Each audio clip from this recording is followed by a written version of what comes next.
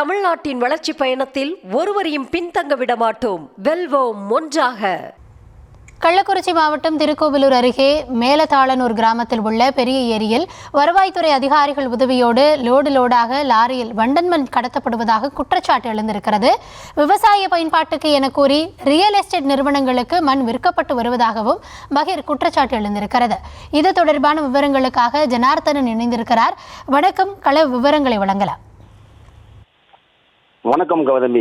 கள்ளக்குறிச்சி மாவட்டம் திருக்கோவிலூர் அருகே உள்ள மேலத்தானூர் கிராமத்தில் பெரிய ஏரி உள்ளது. இந்த ஏரியில் விவசாய பயன்பாடு என்று கூறி திருக்கோவிலூர் வருவாய்த்துறை அதிகாரிகள் உதவியுடன் லோடாக லாரியில் வண்டல் மண் கடத்தி ரியல் எஸ்டேட் தொழில் செய்யும் நிறுவனங்களுக்கு வண்டல் மண் விற்பனை செய்யப்பட்டு வருவதாக கூறப்படுகிறது. கடந்த சில தினங்களுக்கு முன்பு ஒரு சில ஏரியில் காணவில்லை என்று செய்தி வெளியிடும் கனிமவளத்துறை அதிகாரிகள் மற்றும் வருவாய்த்துறை அதிகாரிகள் கண்டும் காணாமல் வருவாய் பார்ப்பதில் குறியாக இருப்பதாக புகார் எழுந்தது.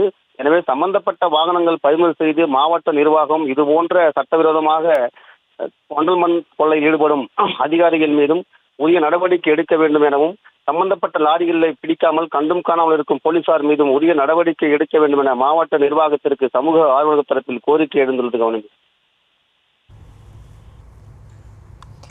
விவரங்களுக்கு நன்றி ஜனார்த்தனன்.